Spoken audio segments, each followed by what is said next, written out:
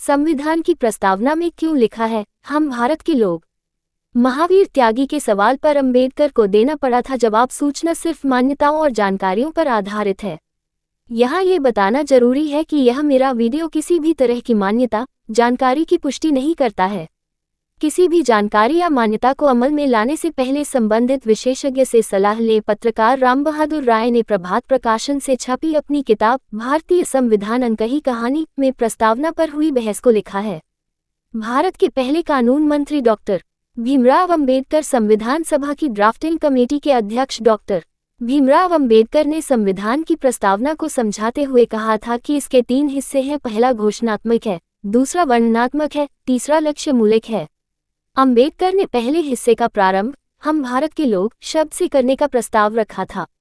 संविधान सभा के सदस्य महावीर त्यागी ने अंबेडकर को टोकते पूछा, लोग कहाँ से आ गए?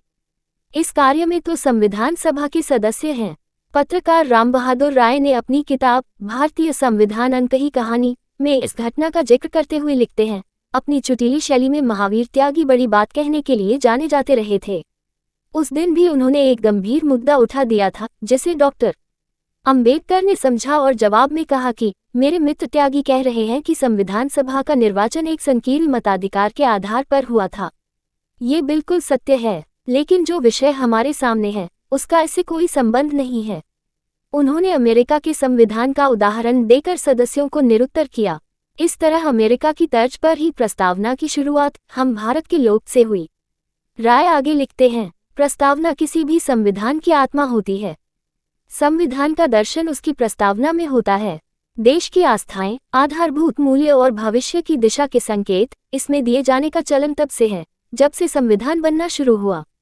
बता दें कि भारतीय संविधान की प्रस्तावना 13 दिसंबर 1946 को संविधान सभा में जवाहरलाल नेहरू द्वारा पेश किए गए उद्देश्य संकल्प पर आधारित है।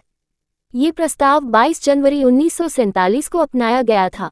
संविधान सभा के अध्यक्ष राजेंद्र प्रसाद ने सदस्यों से कहा, अब समय आ गया है जब आपको इस प्रस्ताव पर अपना वोट देना चाहिए।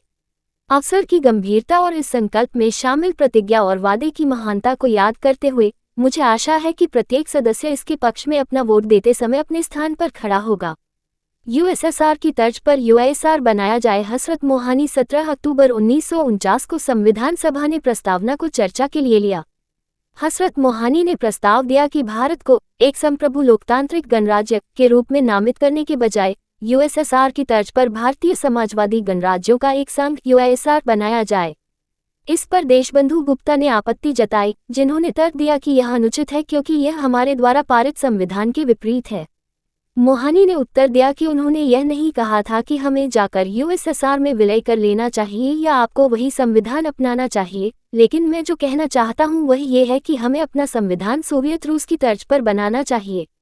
यह एक विशेष पैटर्न है और रिपब्लिकन पैटर्न भी है। जब डॉक्टर अंबेडकर को संविधान निर्माता मानने से किया इनकार। जानिए कॉन्स्टिट्यूशन लिखने में बाबा साहब की कितनी भूमिका।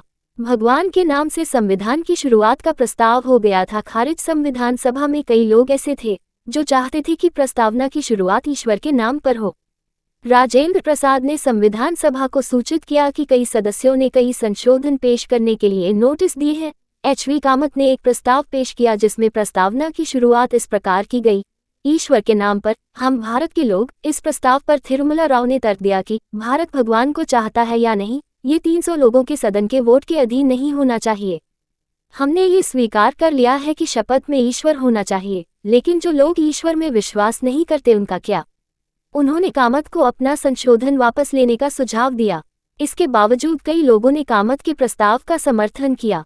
हालांकि प्रसाद और अंबेडकर दोनों ने कामत को समझाने का प्रयास किया, दलील दी, लेकिन कामत ने दोनों की दलीलों को खारिज करते हुए वोटिंग की मांग के साथ अपना प्रस्ताव रखा। मतदान हुआ और प्रस्ताव 41-68 से खारिज हो गया। कामत की प्रतिक्रिया थी, सर, ये हमारे इतिहास में एक काला दिन है। भगवान भारत को बचाए।